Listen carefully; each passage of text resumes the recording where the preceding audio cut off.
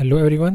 Today we are going to start the most important MCQs book of electrical engineering, in which we are going to solve each and every question with complete detail and with concepts. So let's start with first question. Resistivity of a wire depends upon. Resistivity हमारे पास जो होती है वो किन किन factors के ऊपर depend करती है, आज की जो वीडियो है इसमें हम वो डिस्कस करेंगे. अगर हम कहते हैं कि हमारी जो रेजिस्टिविटी है वो लेंथ के ऊपर डिपेंड करती है, तो हम ये चीज़ कंफर्म करेंगे बाय चेंजिंग द लेंथ. ठीक है, लेंथ अगर हम चेंज करते हैं तो अगर हमारे पास रेजिस्टिविटी चेंज होती है तो फिर हम ये कह सकते हैं कि हमारे पास जो ऑप्शन ए है वो करेक्ट है. लेकिन अगर लेंथ को चेंज करने से हमारी रेजिस्टिविटी चेंज नहीं हो रही तो इसका मतलब यह है कि option A is not the correct answer. फिर हम मटेरियल के ऊपर जाएंगे कि हम एक मटेरियल को चेंज करेंगे. लेट्स से हमारे पास एक कॉपर है, एक दूसरा एल्यूमिनियम है, तो हम इन दोनों को चेंज करके चेक करेंगे कि क्या रेजिस्टिविटी के ऊपर फ़र्क पड़ रहा है कि नहीं पड़ रहा. अगर तो फ़र्क पड़ेगा तो हम कह देंगे कि रेजिस्टिविटी हमारी मटेरियल के ऊपर डिपेंड कर रही है. Same for the third case कि अगर हम किसी मटेरियल का क्रॉस सेक्शनल एरिया चेंज करें और अगर उसकी रेजिस्टिविटी के ऊपर फ़र्क पड़े तो फिर हम ये कहेंगे कि हमारी जो रेजिस्टिविटी है वो डिपेंड करती है किसके ऊपर, क्रॉस सेक्शनल एरिया के ऊपर. ओके, सो हम एक एक ऑप्शन को लेके चलेंगे. ऐसा नहीं है कि आप किसी भी एमसीक्यू के को मेमोराइज़ करना स्टार्ट कर लें, उसको रट्टा मारना शुरू कर दें. आप इस तरह कोई भी टेस्ट क्लियर तो कर लेंगे, लेकिन इंटरव्यू में जाके आप जब इस तरह के आपसे क्वेश्चन पूछे जाएंगे तो फिर वहाँ पे आप आंसर नहीं कर पाएंगे. सो बेहतर यही है कि आप इंजीनियरिंग को समझ के आगे चलें, एक एक पॉइंट को, एक एक एमसीक्यू को विद डिटेल एक्सप्लेनेशन आप आगे लेके चलें, तो आपके लिए रिटन तो क्लियर करना इजी होगा ही. आई एम श्योर आप रिटन क्लियर कर लेंगे बहुत इजीली, और इंटरव्यू में भी आप कभी भी जो है तो डिस्क्वालीफाई नहीं होंगे. सो कॉन्सेप्ट की बेस पे चलें. एक एक क्वेश्चन जो है यहाँ पे डिस्कस किया जाएगा with explanation with concepts. So इनको साथ लेके चलें. इंशाल्लाह you will be selected for every post. Okay, so अगर लेंथ को हम चेंज करते हैं, लेट्स से मैं कहता हूँ मेरे पास कॉपर की एक वायर है और मैंने क्या किया, मैंने उसकी रेजिस्टिविटी फाइंड आउट की जो कि थी 1.68 × 10⁻⁸. ठीक है, ये हमारे पास रेजिस्टिविटी है कॉपर की.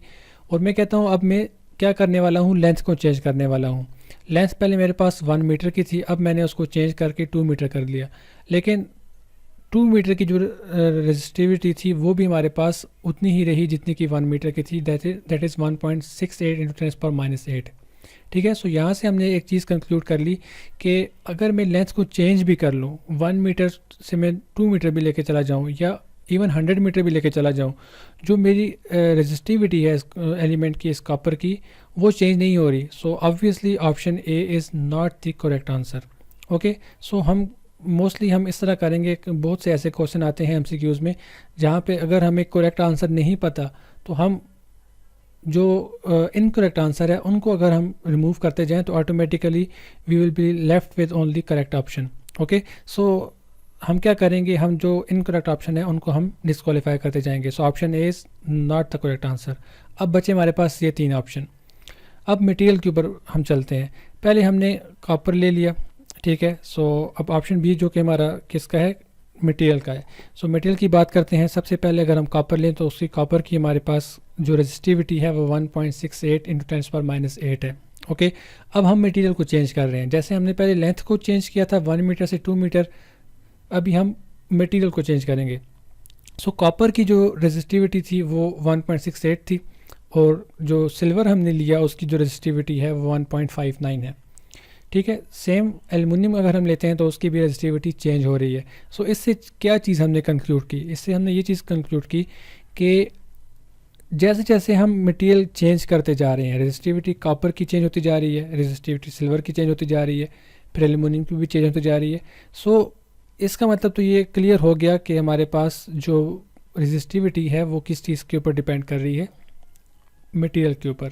सो जिस तरह का हम मटेरियल लेंगे उसकी रेजिस्टिविटी उसके साथ साथ चेंज होती जाएगी. So option number B is our correct answer. ठीक है, so same for the option number C. आप इसको भी करेक्ट कंफर्म कर सकते हैं कि अगर आपने एक वायर ली और आपने उसका जो क्रॉस सेक्शनल एरिया है उसको आपने इंक्रीज़ कर लिया, you will see that resistivity will remain same.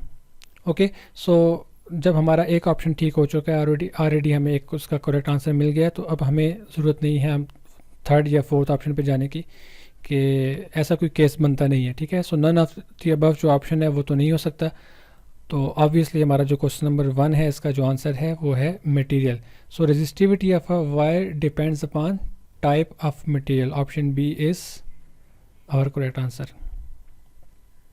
Next video में हम क्वेश्चन नंबर 2 को डिस्कस करेंगे, और हमारी ये कोशिश होगी कि वीडियोस को जितना शॉर्ट से शॉर्ट किया जाए ताकि ज़्यादा बोरिंग लेक्चर्स ना हो, और जो बच्चे हैं उनको उनके जो MCQs हैं उनको ढूंढने में ज़्यादा परेशानी ना हो। सो इस तरह से आप जितना सेलेक्टिविटी जो आपकी होगी वो काफ़ी इजी हो जाएगी। लेट्स से मैं कहता हूँ कि अगर आपने चैप्टर 1 को नहीं स्टडी करना, तो आप वो चैप्टर 1 की जो वीडियोस आप उनको स्किप कर सकते हैं, आप चैप्टर नंबर 2 पे चले जाएं, चैप्टर 3 पे चले जाएं। सो एक एक चैप्टर जो है इसके टाइटल के अंदर मेंशन होगा। सो आप स्पेसिफिक टॉपिक को स्टडी करते वक्त इन सॉल्यूशंस को देख सकते हैं और अपनी प्रिपरेशन को आगे कंटिन्यू कर सकते हैं।